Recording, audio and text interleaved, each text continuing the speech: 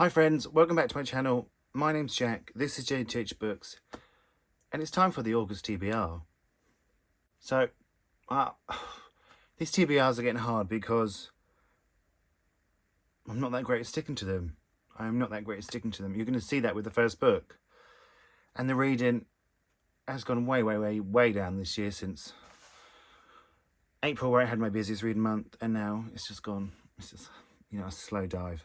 I think what month we're in, July, has been the worst reading month of the year for me, I think. So that's not fun for anyone, and it's not fun for me. So I've got, well, let me put this to side. Definitely 5. So let's start off with the 5 I kind of have to read, want to read, because they've been sent to me very kindly. So first up, if you watched July's TBR, this was on it. That's how you can tell my read month is going. The Many Half-Lived Lives of Sam Sylvester by MacGregor. This is about, I can't remember. It's about Sam, who collects stories of half-lived lives of kids who died before they turn 19. Now Sam's about to turn 19, and their recent near-death experience haunts them, and they think they don't have much time left, and it follows on from there. I've heard this has got some fantastic representation, queer representation, autistic representation, which I want to read more of. I love my queer books. So let's hope I actually get to this month, because I didn't last month. And I've also been really lucky to be sent Lark and Kasim Start Revolution by Kacen Callender. I absolutely adored Felix Ever After. This comes out on the 27th of September, so I'd like to get to in August, so I'm prepared for then. But, because it's the end of the month, because it's the 27th, I do feel like I'll probably push it to September, which is not a great way to start thinking that. I would prefer even read it in the month, but I do feel like, well, it's the end of September, so I can read it at the beginning of September. That's not how it should go, but it is probably how it's going to go. I have to be honest.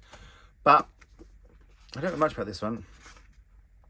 Lark Winters wants to be a writer, and for now that means posting anything and everything on their social media accounts, just to build their platform. When former best friend Kasim accidentally posted a thread on Lark's Twitter declaring his love for a secret, unrequited crush, Lark's tweet are suddenly the talk of the school. Town, they're in school.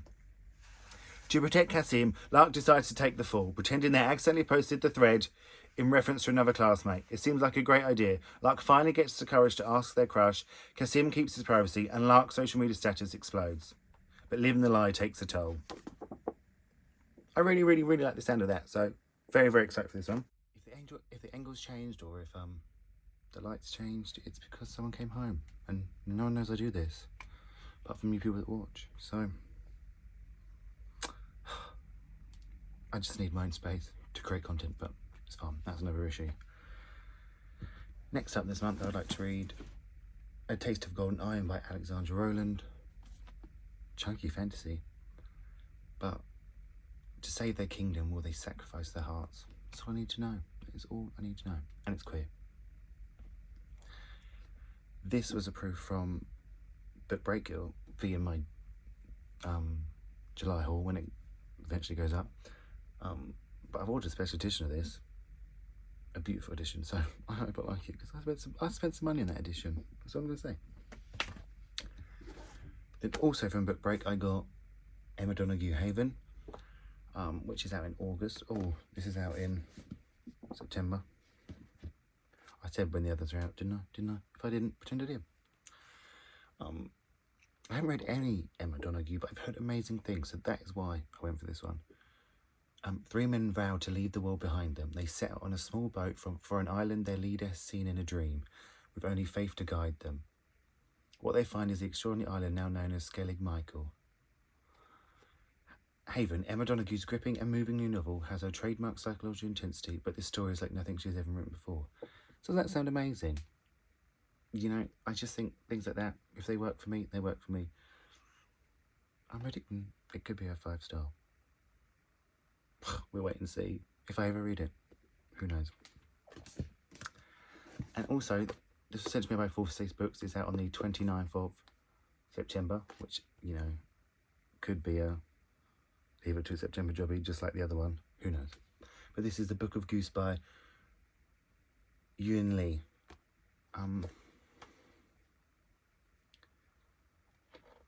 Fabienne is dead. Her childhood best friend Agnes receives the news in America, far from the French countryside where the two girls were raised. The place that Fabienne has helped Agnes escape 10 years ago. Now Agnes is free to tell her story. Doesn't that sound brilliant? Well, I didn't read it all, because there is more, but I felt a bit lazy to read it all. But yeah, I think Fourth Estate are brilliant publishers. I love a lot of their books. So I'm very, very excited for this one. So that is like the 5 books I want to read. Or sort of have to. But August is also Women in Translation Month. So I really, really want to squeeze some in. So I'm going to try and read as many as I can, but 5 books seems to be about a month for me at the minute. I wish it was more. I wish it was more. Please. But so I'm going to try and squeeze in these 2. Elena Knows by Claudia Piñeiro, which I've heard people absolutely love. It was on the Booker International long list. And The Faculty of Dreams by Sara Stridsburg. I loved this author's second book, which was called The Antarctica of Love. If you haven't read it, if you're going to read something for Women in Translation Month, I can't recommend that book enough. I thought it was absolutely brilliant. It's one of my favourites of 2021. But this was her first book. As soon as I read that book, I look up there because I can see it up there on my shelf up there. As soon as I read that book, doing it again. As soon as I read that book, I literally was in London like the next day and I picked this up because I loved her writing that much. But I've got so many women in translation books I want to read. So there's too many books to pick from. Don't we all have this problem? We build our TBRs, and then it comes to them, we can't pick because there's so many we want to read. And you want to read them all at once, but you can't. Well, I can't. I know some people do read many books at a time, but I don't. And then, because I don't pick anything. Or your reading slows down, you're like, well, I just have to leave them behind because... Oh, sorry, that was a real tangent there, but things are getting to me today. The TBR is getting to me today. And yeah, I still don't have a game. I need a game to make this more exciting for you and for me. But if you have any game ideas, let me know. I've said this before. No one did, but... So yeah, let's see what I do. I hope August is a better reading month for me. But the heat doesn't help. Oh, stop complaining. Stop complaining. We're here to have fun. So yeah, thanks so much for watching. Feel free to like and subscribe. You don't have to. I won't blame you. Clearly, this video was a mess itself. But let's see how many I can do. Make a prediction of how many I do. Let me know. Make a prediction of how many I can actually read this month. And thanks for watching, and I'll speak to you all really soon.